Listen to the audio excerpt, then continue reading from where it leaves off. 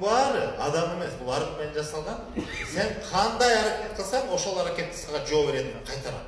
Ошон үчүн найза сунбай, жаа тартпай өтсөңөр, эчтеке кылбайт, ошондой туруп беришет. Ишенбейт.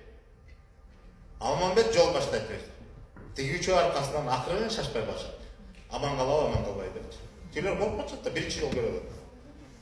Анан Алмамбет бастырып өтүп баратат, тигилер аркасынан басып барат. Анан ошондо сүрөттөлгөн сөз.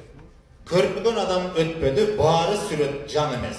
Бакчын арзан шаар эмес, шер сүрөтү дагы бар. Аскер болуп жер жайнап, эсеп жетпей, курт кайнап, эл сүрөтү дагы бар.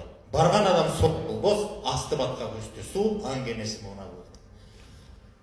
Түш айтып атат да, баары сүрөт жан эмес деген, сүрөт деген бул түз маанидеги кагазга түшүрүлгөн сүрөт эмес, бул азыркыча айтканда бул скульптура да. Айкелде. Ошол маанинде айтып атат. Ушунун баары жасалган деп, топуракта жасалган, суу менен толтурулган деп атат. Анан шер сүрөтү бар дегени, демек кол башчы, аскер башчылары бар дейт, аскери дагы бар дейт. Анан жөн эле эл турат дейт, эл сүрөтү дагы бар. Жөнөкөй куралы жок, эл да турат дейт, аягында.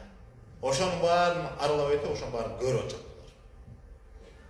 Тигилерге кызык да. Алмамбет го муну билет. Анан мына айтып атат.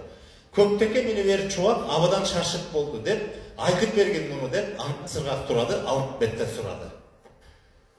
Тиги экөө дагы бири-бирин кечиришкен менен, бирок ичинде баягы калган да, сүйлөшпөйт да, ортомчу болуп туруп, сыргактай деп атпайбы кичүүсү. Чубак бар сурап кетчи деп атат да тиги. Алмамбеттен. Өзү сурай албайт. Сурай алат, бирок эми жана чатактан кийин дагы жакындай элек да деген да. Анан анда Алмамбет деп айтат, арсаңдап күлүп бер айтат. Алмамбеттин сөзү. Чыншу жердин өзүнө сырын билген келбесе, сырын мурун билбесе, сыңар адам келе албайт.